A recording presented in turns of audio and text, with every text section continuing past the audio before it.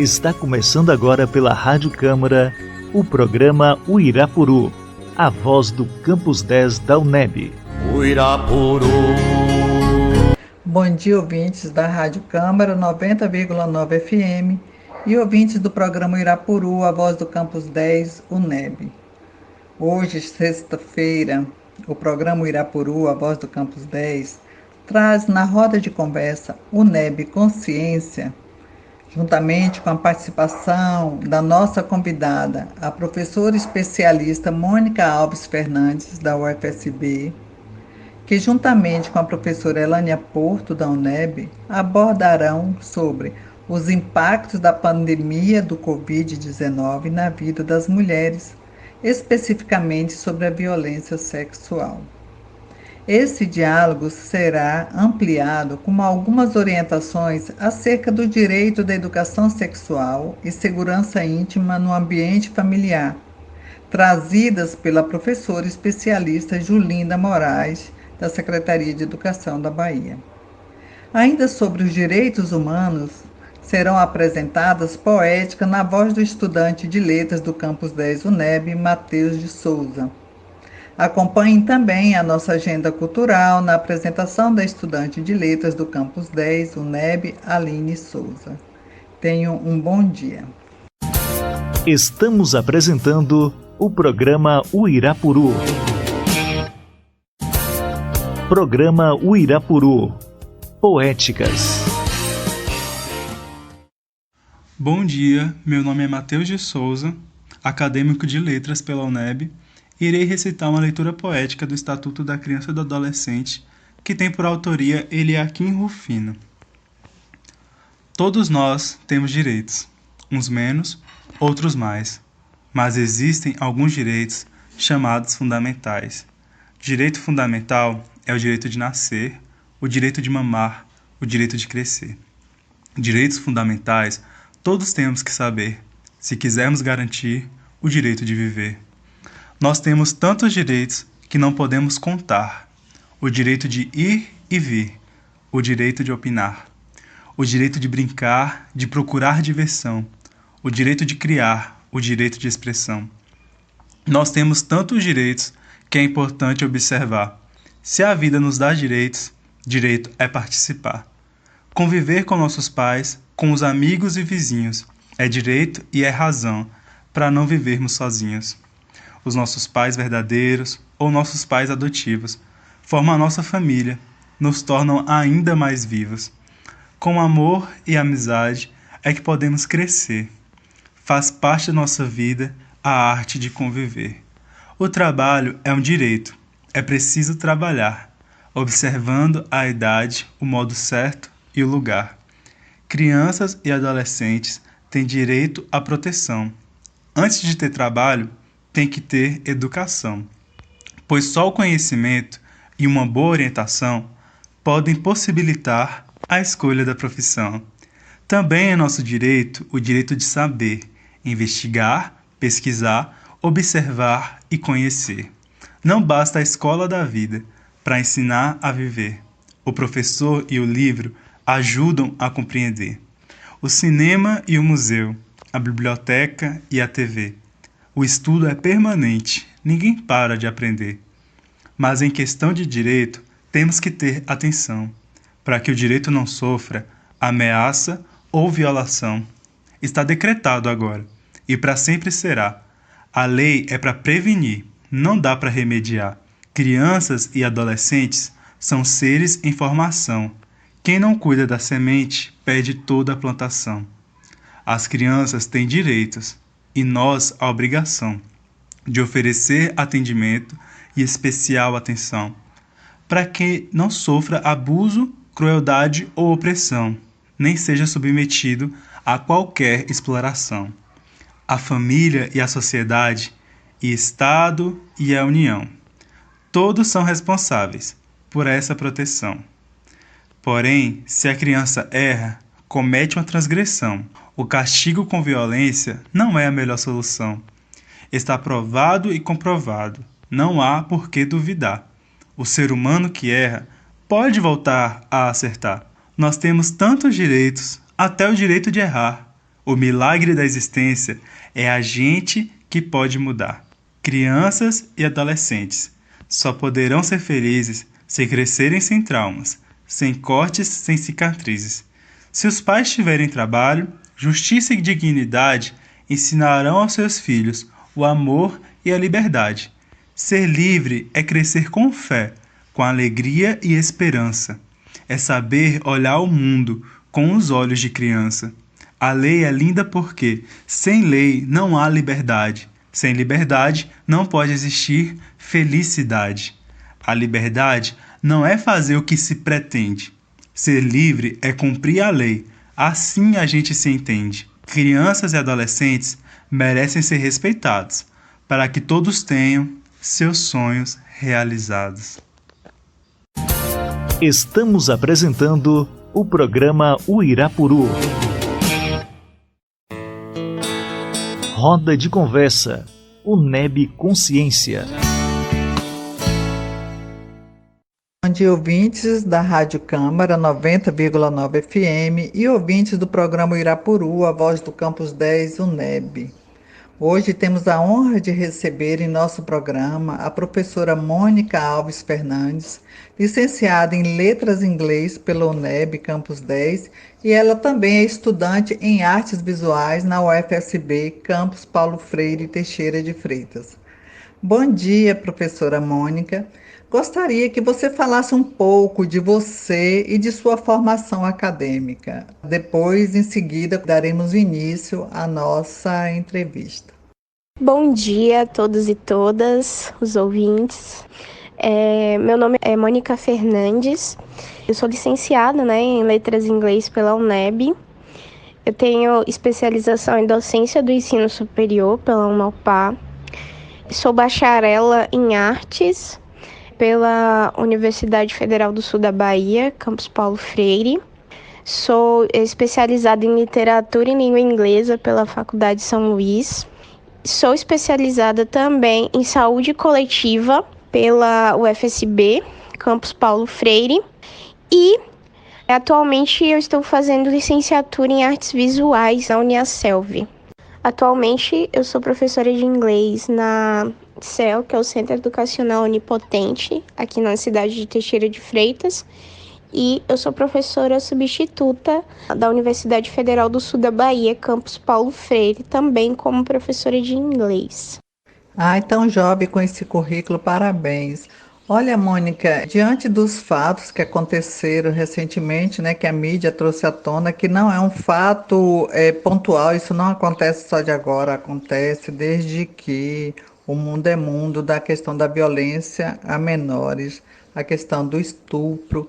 Eu queria que você falasse um pouco do que você tem pesquisado no tocante à questão da violência em corpos femininos, no recorte aqui do nosso território, das identidades, que você pudesse falar um pouco de sua pesquisa e o que você já tem descoberto acerca dessa questão. Falar sobre violência contra a mulher, além de ser um assunto muito delicado de se lidar, ele também, é um assunto que precisa ser falado. Há necessidade de falar. Então, assim, até aproveitando este momento, eu agradecer, por essa oportunidade de falar um pouquinho.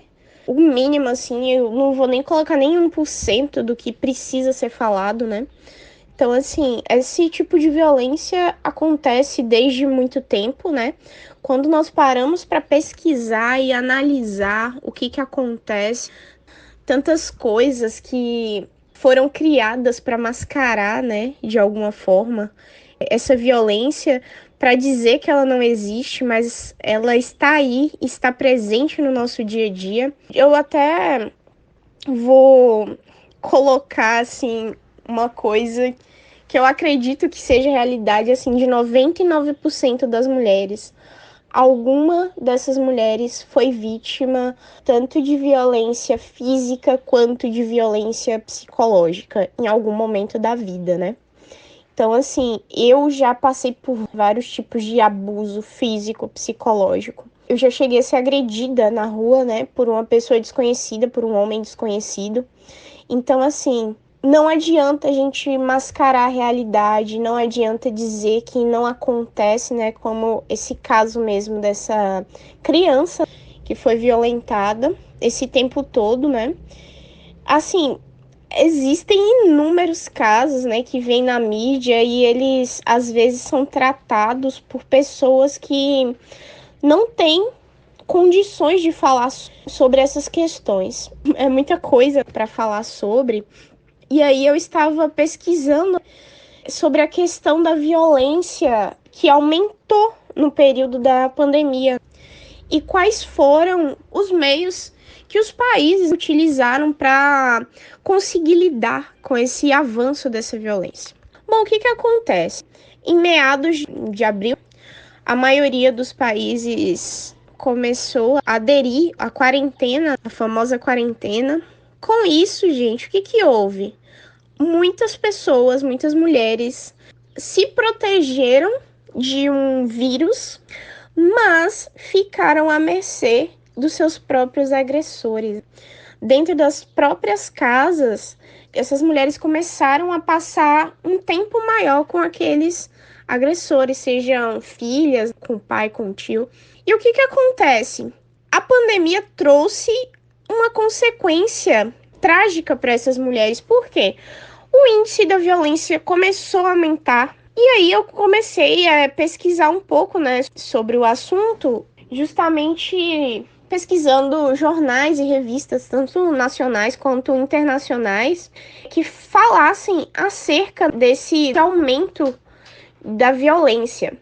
E aí eu trouxe alguns dados da pandemia que já estão saindo essa comparação, né, com o que aconteceu nos anos anteriores com o que está acontecendo agora, né, os dados da pandemia agora. Diante de dados coletados pelo número 180, que é o número da Central de Atendimento à Mulher, só no ano de 2019, o índice, né, de denúncias, ele aumentou muito. E aí, nós temos uma tabela na internet, depois eu posso até disponibilizar para a professora Elânia, né, se você quiser compartilhar com os ouvintes. Houve 99 feminicídios, 4.746 tentativas de feminicídio.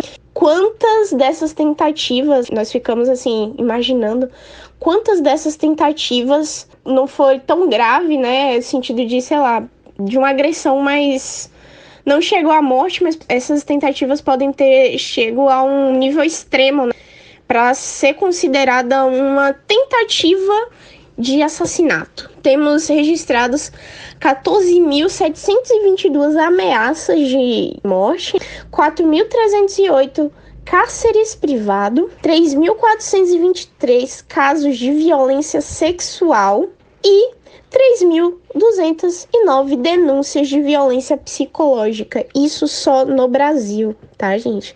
Então, assim, dados de 2019 que são alarmantes, o aumento. E assim, a gente imagina que nós estamos vivendo um momento que esses casos deveriam estar declinando, né, pelo ambiente social, pelos ambientes que nós estamos conseguindo falar sobre, né? E aí, por muitas vezes, esses casos aumentam, ou também nós podemos pensar que as mulheres estão falando mais, né? Também essa possibilidade que eu quero realmente acreditar que seja o que está acontecendo, né? Que não tem aumentado o número de casos, mas sim o número de denúncias. E aí, Guterres, que ele é o presidente, né, da ONU, das Organizações das Nações Unidas, ele previu, vamos dizer assim, que precisaria prevenir a violência, né, combater a violência de gênero durante a pandemia. E aí ele já no início da pandemia, ele recomendou que os países se organizassem para garantir que os sistemas judiciais dos países continuassem processando os agressores, continuassem estabelecendo sistemas de alerta de emergência em farmácias, em supermercados, que nós vemos algumas campanhas, né, rolando aí pela internet. E aí, ele também, né, disse lá no início do ano que sugeriu, né, que os países tivessem abrigos para essas vítimas de violência de gênero, com serviços essenciais, maneiras seguras para que as mulheres procurassem apoio, né, conseguissem denunciar e libertar essas mulheres da violência durante esse período de pandemia. E daí, enfim, também eu trago aqui o registro de ligações, né, do aumento de ligações. E aí, também, na minha pesquisa, eu coloquei um gráficozinho do aumento do nível, né, de violência durante a pandemia em alguns países, tá? Então, aqui, na França, só até o mês de março, que foi até onde eu consegui coletar esses dados, aumentou em 30% as ligações falando da violência doméstica, né, do aumento da violência doméstica. Na Argentina, só até o dia 20 de março aumentou 25%. Isso, gente, 25% em relação aos números colhidos em todo o ano de 2019. Então, assim, em março já tinha sido 25% a mais, né, do que o mesmo período do ano de 2019. Em Singapura, 30%, né, desses casos aumentaram. E em outros países, como o Canadá, Alemanha, Reino Unido, Espanha e Estados Unidos, aumentaram, né, a demanda de pessoas para ajudar no combate à violência, né? E ainda também, né, criando alguns abrigos para essas vítimas.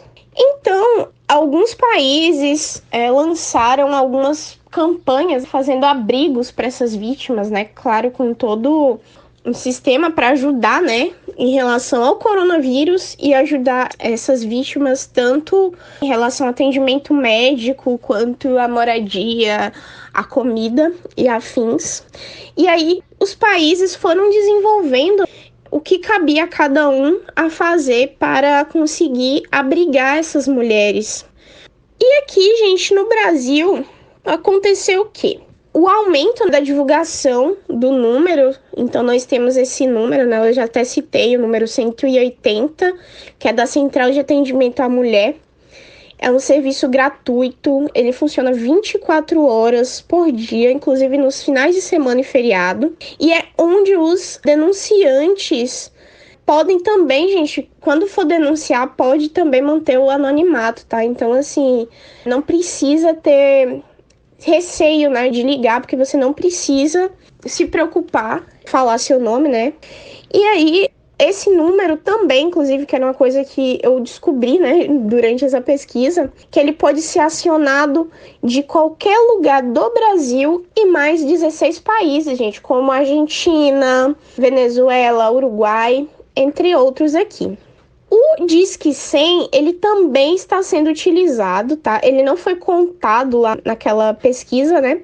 Mas ele também está sendo utilizado para fazer denúncias para com menores de idade e outros vulneráveis. E alguns aplicativos também desenvolveram um sistema de denúncia, imaginando que essa vítima está presa em casa, né, de certa forma, com o agressor. Então, para não ficar algo explícito, né, de pegar o telefone e ligar para o Disque Denúncia, tem alguns aplicativos que estão disponibilizando algumas ferramentas para conseguir fazer com que essa mulher, essa vítima, né, de violência, consiga denunciar e que as autoridades possam ajudá-la de alguma forma. O governo brasileiro pretende abrir canais via WhatsApp para conseguir contabilizar essas denúncias, né? E também uma coisa que eu achei muito legal é que um aplicativo específico de vendas, ele colocou um botão lá no meio do aplicativo que pergunta assim, você está sendo vítima de violência? Você pode clicar aqui para denunciar. Então, assim, para a vítima fingir que está comprando alguma coisa, né, e conseguir denunciar sem que o agressor tenha ciência disso.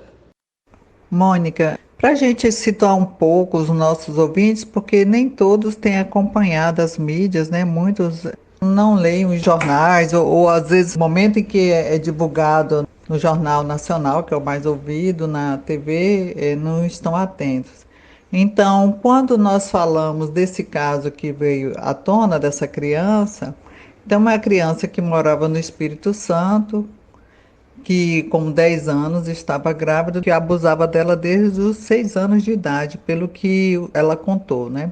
Ela não é um caso isolado. Infelizmente, o Brasil, como você colocou aí pelos índices, então, a cada 1 hora, 4 meninas até 13 anos são estupradas no país, sem levar em consideração esses outros tipos de violência que você trouxe e que você observou na sua pesquisa. Você acredita que há uma naturalização desta violência pelos órgãos de saúde, pelos órgãos de segurança, até mesmo às vezes pelas secretarias de educação, em que, de certa forma, nos afastamos daquela educação sexual obrigatória, que teria que ter essa formação desde a educação, desde os primeiros anos do ensino fundamental, não a educação sobre sexo, mas uma educação sexual para as crianças falarem dos cuidados que deverão ter e de alertá-las sobre os abusos e a quem elas devem se dirigir. Você não acredita que no Brasil há uma naturalização desta violência diante do quadro alarmante que temos de índices de a cada 1 hora, gente? Isso é um absurdo. 4 meninas até 13 anos de idade são estupradas no país. Sim, Elane, eu concordo com você. Inclusive, nós podemos elencar, gente, diversos fatores que são, assim, cruciais para que aconteça esse tipo de violência. Primeiramente, né, as crianças são as mais vulneráveis.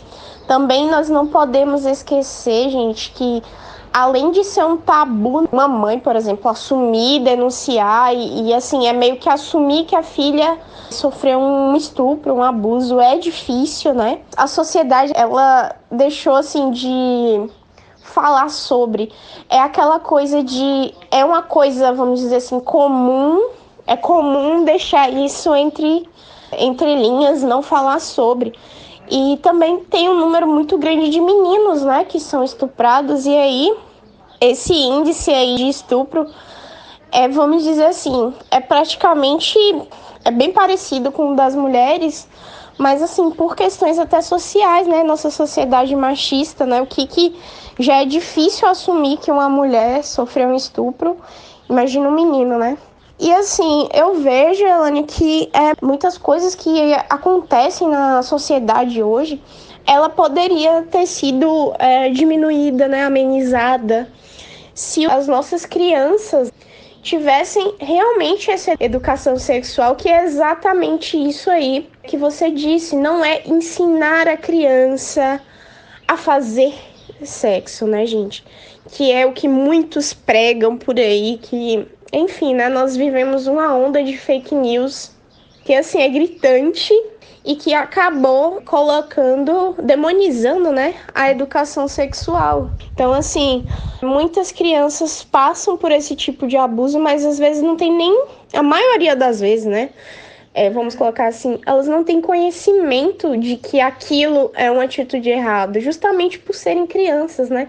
Então eu imagino o quanto que esse tipo de educação poderia ajudar tanto as crianças a denunciarem, né, a falarem até com os professores, né? Eu mesmo, esse ano eu não estou dando aula em escola pública do ensino fundamental, mas assim, nos 3 últimos anos, eu dei aula para crianças muito carentes e assim, as primeiras pessoas que elas conseguem ter um contato e abertura, elas contam. Então assim, já passei por diversos casos de alunas terem ficado grávidas, ter passado por algum tipo de abuso. Ainda bem, né, que eu trabalhei com equipes muito boas, que a gente conseguiu buscar ajuda para essas alunas, né, e amenizar o sofrimento delas de alguma forma. Algumas vezes nós precisamos acionar o conselho tutelar da cidade que inclusive também, gente, eu já tive a oportunidade de visitar o Conselho Tutelado aqui. Teixeira de Freitas está crescendo muito, então assim, até para eles conseguirem abraçar esse número de casos, né, é difícil, sabe? E eles não têm, vamos dizer assim, um apoio, né, sólido do governo e tudo mais. Então isso tudo, né, todas essas vertentes, elas acabam impedindo que nós consigamos identificar esses casos, que nós possamos arrumar, vamos dizer assim, pessoas, né, que orientem, né, profissionais que orientem essas crianças. Outra coisa também que é de extrema importância, né, é a base dos pais. Às vezes os próprios pais, né, não sabem o que fazer, não sabem como denunciar, aonde denunciar, não sabem lidar com o que está acontecendo, muitas vezes não acredita. Então, assim, já presenciei um caso que a avó da criança não acreditava o que estava acontecendo e dizia que era mentira, né, da criança. E, assim, precisou de um mutirão, né, da escola, chamar o conselho tutelar, conversar com a menina para que a gente conseguisse denunciar a pessoa. E assim, o que eu vejo também que é triste, né? Até por essas questões de emergenciais que eu falei anteriormente, é que o agressor, ele não é retirado do lar dele, né? Assim, gente, a maioria dos casos que eu presenciei é a criança que é retirada do ambiente dela, retirada da escola, é retirada até de perto dos parentes, né, que não os que agrediram ela, mas do lado da mãe, do pai, né, de algum parente próximo. E é inserida em outro lugar completamente diferente da realidade dela. Enquanto isso, né, os agressores, eles passam impunes, né? Muitas vezes eles são protegidos até vou colocar aqui em outras instâncias, né, até pela própria polícia, né, vamos dizer assim. Então, assim, são tantas vertentes, tantas coisas a serem discutidas, tantas coisas que estão mascaradas, né? Esse caso mesmo recente dessa menina do Espírito Santo, né? Eu vi pela internet mesmo, né? Pelo Twitter, inclusive, tinha muita gente preocupada no fruto do abuso, né? Preocupada com o filho a criança que a outra criança estava esperando. E assim, em momento algum, essas pessoas falaram sobre o agressor que estava foragido, né? Não divulgaram o nome da pessoa, desse tio, né? E acabaram divulgando o nome da menina. Então, assim, eu vi vídeos, assim, perturbadores, gente, que chamaram a própria menina de assassina. E, assim, eu fico me perguntando, meu Deus, quem era eu, né? Quando eu tinha 10 anos de idade. Eu queria até fazer essa reflexão com os ouvintes, né? Com você. Quem éramos nós quando tínhamos 10 anos de idade?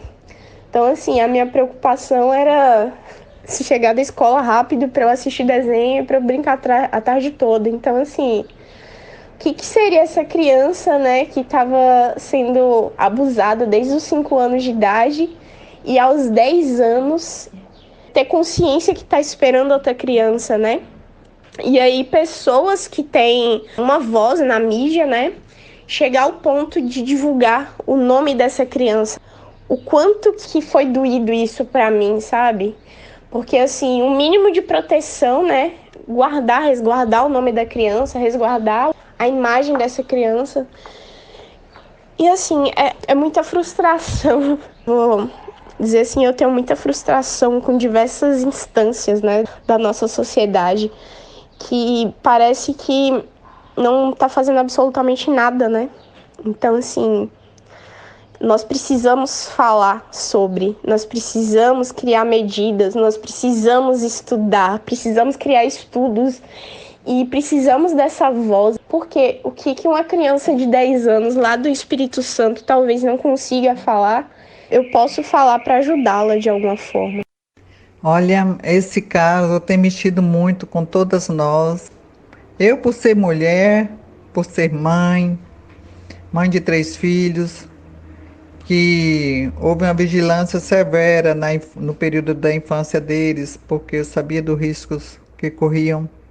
mas mesmo assim sabemos também o quanto não temos nenhum tipo de proteção, temos de segurança na rua, a frequentar uma praça e saber que não vai ser violado o direito dele de estar ali brincando. E a divulgação desse caso, dessa garota de 10 anos que foi estuprada pelo tio, eu vou sempre estar repetindo porque foi a garota que foi violentada, ela que é a vítima. E como você colocou, os argumentos apresentados na rede nas redes sociais, principalmente no Facebook, e o Twitter e no Instagram. Alguns deles revelam a falta de conhecimento dos direitos humanos, totalmente uma ignorância da nossa população, acerca da própria violência que a criança sofreu, uma vez que ela foi a violentada e ela que foi criminalizada. E eu penso que esse caso é mesmo para a gente estar trazendo, não só aqui na rádio, mas a mídia devesse pegar a partir dessa narrativa, dessa violência e construir outros meios para informar, para educar a nossa população. E eu fico pensando, por que o Ministério da Saúde também não atuou frente a esse caso para esclarecer a população? E nas mídias que têm acesso, conversar com a população, para dizer que ela estava legitimamente garantida, que era um direito já constitucional, que ela tem direito, não só a criança quando é violentada, que tem a gravidez fruto de um estupro, como qualquer mulher adulta, mais velha, todas têm o mesmo direito.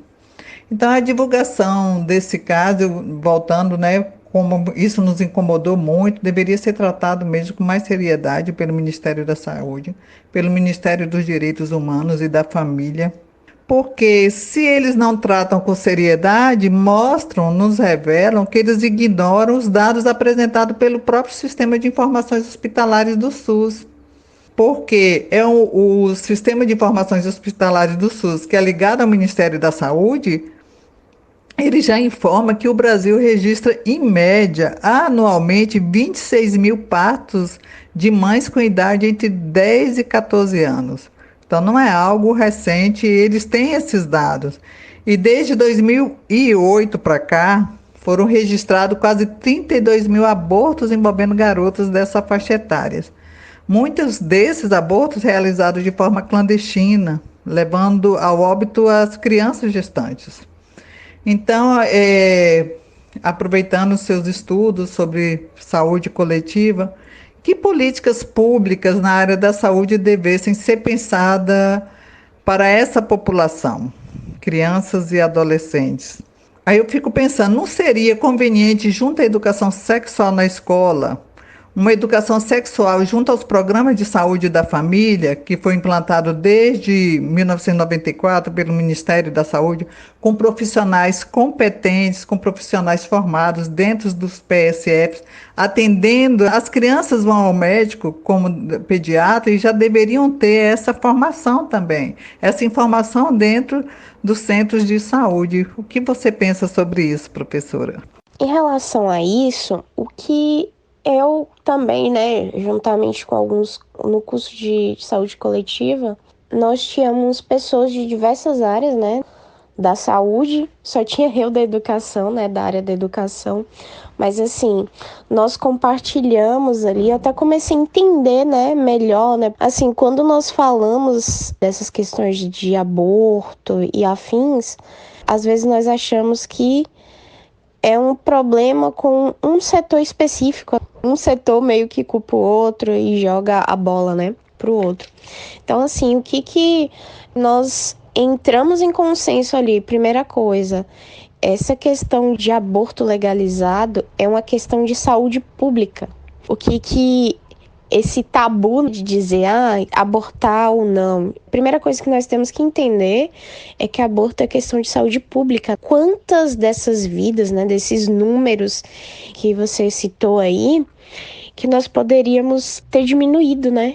Essa quantidade de alguma forma, nós poderíamos ter salvo vidas se houvesse esse consentimento de que o aborto é de saúde pública. Segundo ponto aí a ser colocado é assim, nós estamos há 3 meses, se eu não me engano, né, sem ministro da Saúde. Nós não temos um representante nacional da saúde.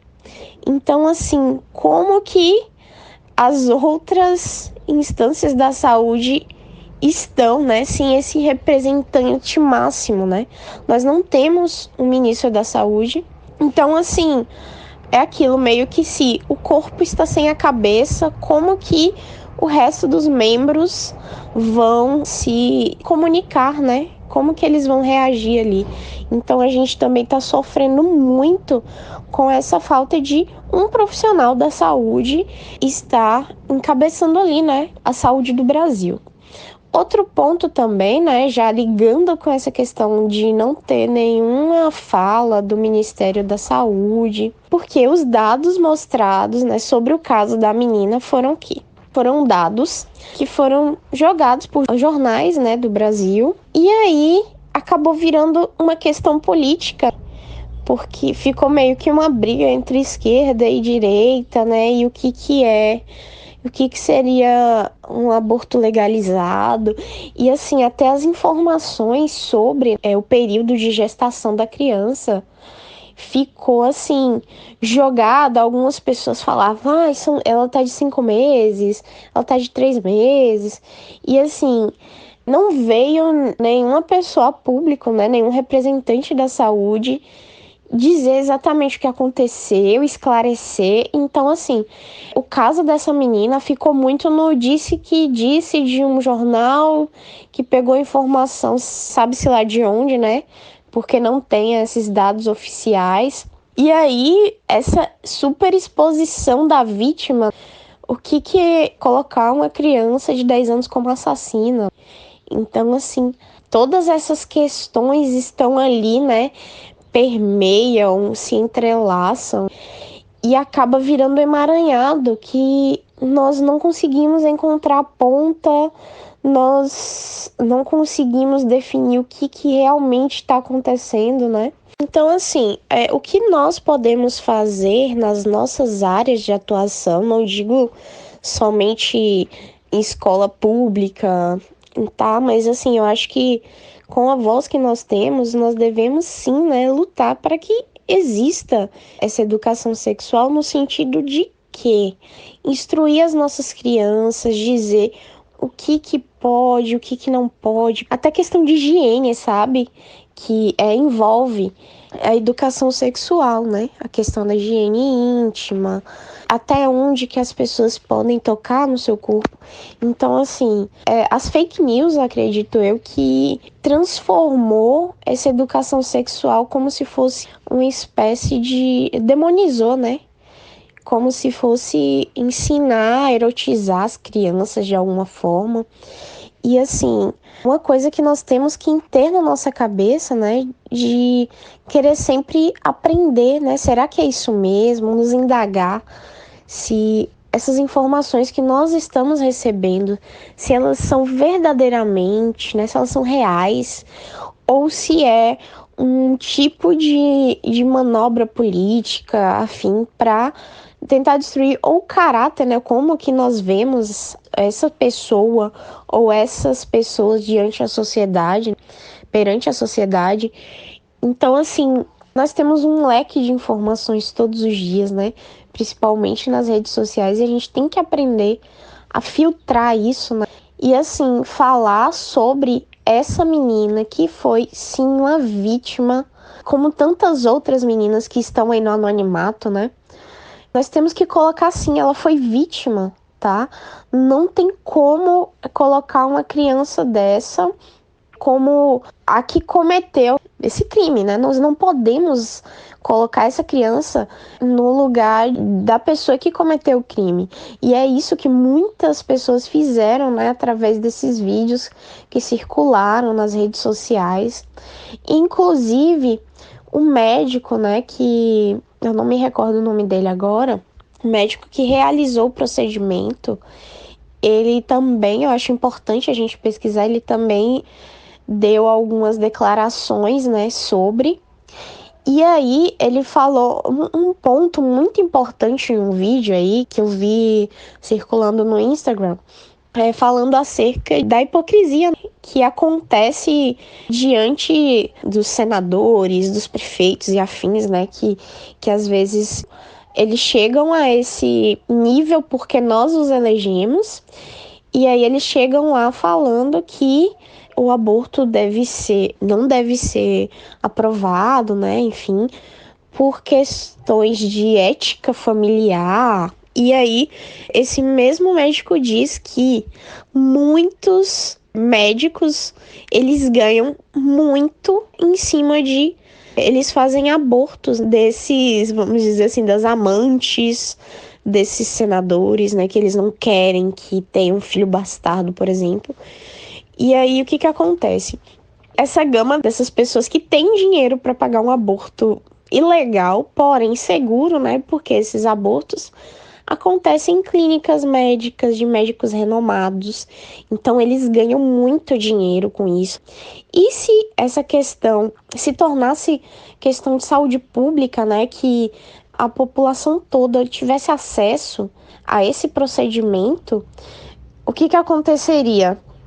Aconteceria que esses médicos, eles perderiam essa fonte de renda, né, ilegal deles, né? E esses casos extraconjugais desses poderosos viriam a ser algo mais público. Então, assim, existem tantas vertentes que podem e devem ser analisadas sobre essas questões que às vezes algumas pessoas focam em uma coisa só, sem levar em consideração todos os problemas que estão envoltos, né? Como eu tinha dito lá, eles estão todos entrelaçados, é um emaranhado de problemas e de causas. E assim, nós temos mesmo que continuar lutando, né? Para ter essa voz, para falar sobre, para dizer o que tá por trás disso aí. E assim, tentar levar minimamente para os locais de fala que nós temos a nossa visão, né, sobre como que nós devemos lidar com isso, sobre a importância, né, de dar um apoio aos nossos profissionais de saúde, né, porque eles tentam fazer o máximo possível que eles podem, levar para as nossas escolas, levar para os nossos alunos, tentar fazer com que os pais dos nossos alunos entendam, né, que essa questão é uma questão de saúde pública. Professora Mônica Fernandes, é uma alegria muito grande tê-la no programa, porque primeiro que somos do mesmo coletivo, Mulheres Insubmissas, Ações Afirmativas no Departamento de Educação Campus 10, e por conta da pandemia não tivemos oportunidade de nos encontrarmos. O coletivo tem atuado sempre por meio de plataformas do YouTube, Facebook, Instagram e também pelo WhatsApp. E hoje, para mim, foi uma alegria muito grande ter essa oportunidade de te conhecer mais de perto. Bem, como nós estávamos falando, esse tema que, de certa forma, mostra a distopia que é o nosso Brasil ainda, né? A nossa sociedade, porque não era para estarmos aqui falando de violência doméstica e violência sexual em tempos de pandemia. Era para estarmos falando de outras temáticas, mas infelizmente ainda vivemos numa sociedade em que se naturaliza essas questões. E o que eu penso que pretendemos aqui nesse nosso diálogo é pensar que podemos ser redes de apoio e que podemos também denunciar quando observarmos algum comportamento, alguma atitude que destoa do que é saudável. Se eu vejo algum ato de violência doméstica, de violência sexual, que eu possa ter o cuidado com essa pessoa que está sofrendo, essa proteção e fazer a denúncia. E que a gente também possa se sentir acolhida pelos demais. Então, nessa rede de apoio, de denúncia, que quem está denunciando e quem é a vítima não se sinta tão só, não se sinta tão isolado dentro desse contexto, que possa ser acolhido. Então, pensando nessa questão, de frente a essa distopia, então, como podemos enfrentar a distopia? É com utopias, com sonhos, como diz o nosso Paulo Freire, onde ele pega o verbo esperançar, que ele pega da palavra esperança, do substantivo esperança, e constrói esperançar.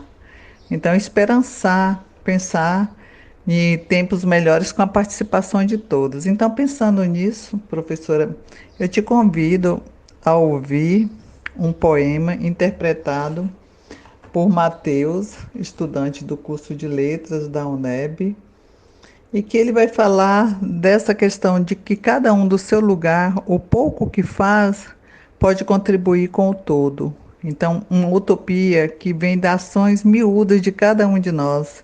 Um empurrãozinho que damos ao sistema opressor, nós vamos avançando. Vamos ouvir? Eu sou o Matheus de Souza e irei recitar o poema Para os que Virão, do autor Tiago de Mello, atribuído erroneamente ao mestre Ariano Suassuna. Como sei pouco e sou pouco, faço pouco que me cabe, me dando inteiro, sabendo que não vou ver o homem que quero ser.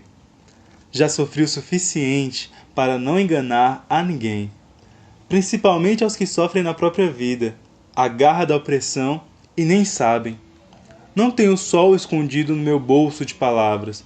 Sou simplesmente um homem para quem já a primeira e desolada pessoa do singular foi deixando devagar, sofridamente de ser, para transformar-se muito mais sofridamente na primeira e profunda pessoa do plural. Não importa que doa, é tempo de avançar de mão dada com quem vai no mesmo rumo, mesmo que longe ainda esteja de aprender a conjugar o verbo amar. É tempo, sobretudo, de deixar de ser apenas a solitária vanguarda de nós mesmos. Se trata de ir ao encontro, dura no peito, arde a límpida verdade dos nossos erros. Se trata de abrir o rumo. Os que virão serão povo, e saber serão lutando. Eu que agradeço pela oportunidade de utilizar um pouquinho, da minha fala para alcançar pessoas, para fazer o mínimo, até como diz aí no poema, maravilhoso que o Matheus recitou pra gente. Vamos, com a minha única fala, eu quero ir de encontro ao todo, Então é isso, com as mínimas coisas, com os mínimos locais. Eu, numa determinada escola, como eu sou professora, eu sempre faço essa ligação com o ambiente escolar, Como não, Se eu estou vivendo todos os dias lá. Assim, eu como professora, eu posso ser, sim, abertura para um aluno se identificar e conseguir se abrir comigo e realmente fazer essa ponte, Eu conseguir dar um pouco de visibilidade, ajudar, na questão de denúncias e de abrir espaço para que esses alunos consigam, de alguma forma, ter um apoio, que talvez eles não estejam tendo em casa ou em outros ambientes que eles convivem. Pois é, professora, você já falou um pouco na questão anterior. Então, como podemos ser redes de apoio? Como podemos caminhar juntos? Como podemos ser esperança, utopia dentro desse contexto? Olha, para a gente ser esperança para alguém, eu acho que o primeiro passo é isso que nós estamos fazendo aqui, neste momento. Falar sobre, se informar sobre. Eu estou aqui compartilhando o mínimo que eu consegui pesquisar, Então, assim, de acordo com a minha vivência, que, como eu disse no início, que eu também fui vítima desse tipo de violência. Então, assim, eu acho importante que com o que a gente tem, que a gente venha ser um espelho, para as pessoas que estão passando por isso. E também ajudá-las da melhor forma possível, Seja como da forma que você passou, Elânia, seja ajudando numa denúncia, sendo até um ombro amigo para alguém desabafar sobre essa questão, porque assim, Quando nós falamos desse tipo de violência, várias pessoas já vieram assim, não pedindo ajuda financeira ou que ajude, leve a pessoa no local para fazer a denúncia, mas assim, como um ombro amigo, um local de desabafo. Então, acho que nesses mínimos detalhes, nós vamos conseguir sim, unidos, nós vamos conseguir sim mudar o mundo. Eu acredito que o Brasil, né? O Brasil e quem sabe também o mundo. Mas assim, cada um fazendo o mínimo na sua parte. Eu acho que um dia, talvez não seja amanhã, talvez não seja mês que vem, talvez não seja ano que vem, mas eu acho que um dia sim nós vamos conseguir atingir os nossos ideais e atingir um ambiente social que seja ideal para todo mundo viver com esperança, viver com liberdade, né? Que é o que nós não temos, infelizmente, para nenhuma das nossas mulheres. Obrigada, professora Mônica Alves Fernandes, por suas valiosas contribuições e te convido agora a ouvir as orientações que a professora Julinda Moraes, que é professora aqui da Bahia, extremo sul da Bahia, pertencente ao município de Caravelas, onde ela traz algumas orientações acerca do direito da educação sexual e segurança íntima no ambiente familiar. Mais uma vez, gratidão por sua participação. Olá, ouvintes do programa Irapuru, a voz do Campus 10 da UNEB. Aqui é a professora Julinda Moraes, egressa do curso de Letras do Campus 10. Primeiramente, eu gostaria de parabenizar a professora Elânia Porto e os demais coordenadores desse programa por trazerem para o debate e conscientização social esse tema de suma relevância, que é o cuidado e a proteção à infância e adolescência, principalmente visando o combate a violência e o abuso sexual de crianças e adolescentes. Eu penso que orientar crianças sobre o cuidado para com o corpo e onde elas não devem ser tocadas é fundamental. Quanto mais orientação, melhor. E isso deve ser feito utilizando uma linguagem adequada para cada fase da criança. Sobre essa problemática, a psicóloga Daniela Pedroso nos dá 9 dicas de como proteger crianças de abuso sexual. A primeira dica é: explique sempre ao seu filho que o corpo dele é só dele, que ninguém tem o direito de mexer.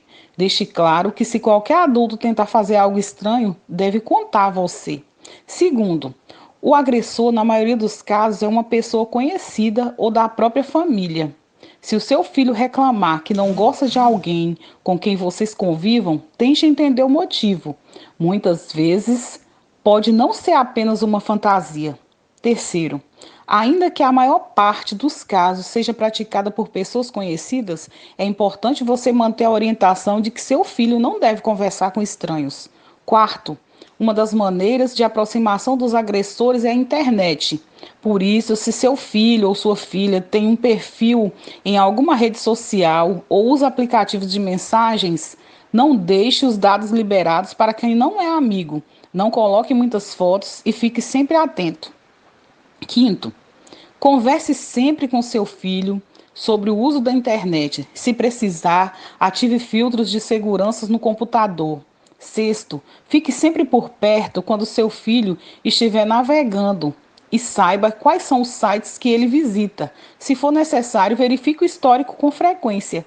Sétimo, fique atento ao comportamento da criança. Mudanças bruscas, apesar de não comprovarem que algo está errado ou que está acontecendo alguma coisa errada com ele, podem representar fortes indícios. Voltar a fazer xixi na cama, brincadeiras violentas com bonecas, medo de ficar sozinho com adultos, comportamento mais sexualizado e problemas na escola podem ser alguns sinais. Oitavo, ensine seu filho a nomear as partes do corpo corretamente e diga quais são elas e quais não devem também ser tocadas por outras pessoas. Nono, acredite no seu filho se ele disser que está sendo vítima de abuso. Criar uma relação de confiança com a criança é fundamental. Denuncie. Se você souber de algum caso de abuso infantil, denuncie. Ligue 100. Vamos todos juntos somar forças pela proteção de nossas crianças e adolescentes. Então, parabéns aqui ao programa Irapuru por esse importante debate, por essa importante conscientização à nossa sociedade. Estamos apresentando o programa Uirapuru.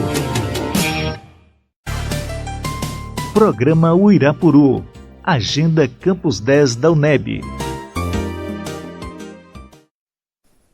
Bom dia, ouvintes do programa Uirapuru, a voz do Campus 10. Bom dia, ouvintes da Rádio Câmara 90.9. Está começando agora mais uma agenda cultural do Campus 10 da UNEB. Hoje trazemos a divulgação do evento realizado pelo projeto de extensão Mulheres Insubmissas do Departamento de Educação do Campus 10 da UNEB, com apoio do NUPEX e do DCE. O seminário temático Visibilizando Mulheres Lésbicas, Encruzilhadas entre a Academia e a Militância, aconteceu quinta-feira, dia 27 de agosto. O evento tem por objetivo lembrar a existência de mulher lésbica, as violências sofridas por elas e as pautas que o movimento reivindica. Agosto é um mês de extrema importância para a militância lésbica nacional, sendo o dia 29 reconhecido como Dia Nacional de Visibilidade Lésbica. Portanto, o seminário trouxe como conferistas Raíza Canuta da Hora, historiadora e doutoranda em História pela UFBA, professora mestre da UNEB, do Campus 10, membro da coordenação do projeto de extensão Mulheres Insubmissas, Feminismos e Ações Afirmativas no Departamento de Educação do Campus 10 da UNEB. Trouxe também Rebeca Valadão Bulsinger, professora, doutora em Psicologia pela UFES, docente da Universidade Federal do Sul da Bahia e coordenadora do NUDES, Núcleo Universitário de Estudos, Pesquisas e Intervenções em Dissidências Sexuais. Contou também com a participação de Virgínia Santana Cordolino Nunes, professora mestre em Antropologia Social pela UFSC e Cientista Social pela UFRB. Técnica de nível superior em Antropologia na Secretaria de Justiça, Direitos Humanos e Desenvolvimento Social, exercendo atividade na Superintendência de Assistência Social, na Coordenação de Proteção Social Básica e militante da Liga Brasileira das Lésbicas. Como havia dito antes, as conferências ocorreram no canal das Insubmissas no YouTube, no dia 27 de agosto, quinta-feira, das 19 às 21 horas. Encerramos a agenda cultural do programa Uirapuru, a voz do Campus 10. Tenham um bom dia e até a próxima sexta.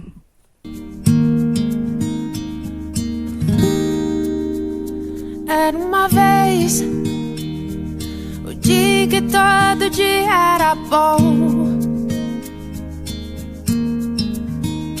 delicioso gosto e o bom gosto das nuvens serem feitas de algodão. Dava pra ser herói no mesmo dia em que escolhia ser vilão.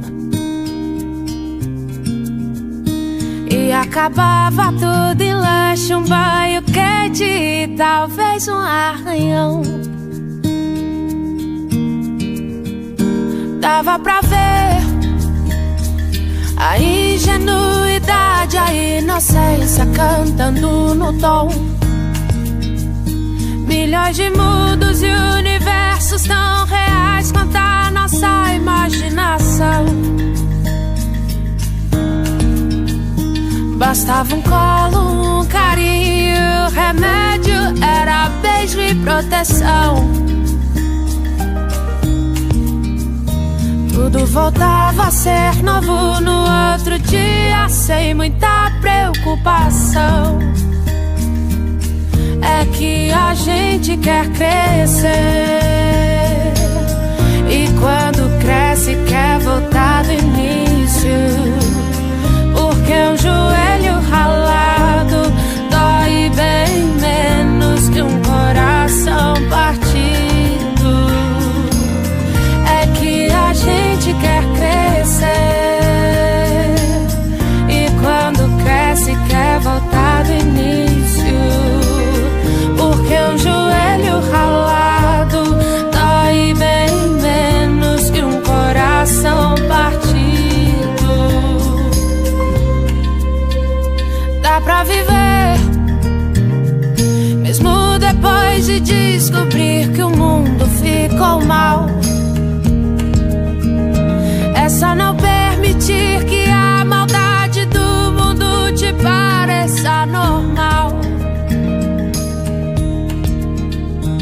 pra não perder a magia de acreditar na felicidade real e entender que ela mora no caminho e não no final. Uirapuru, Uirapuru. Acabamos de apresentar programa Uirapuru, a voz do Campus 10 da UNEB. Nosso próximo encontro, sexta-feira às 11 horas da manhã.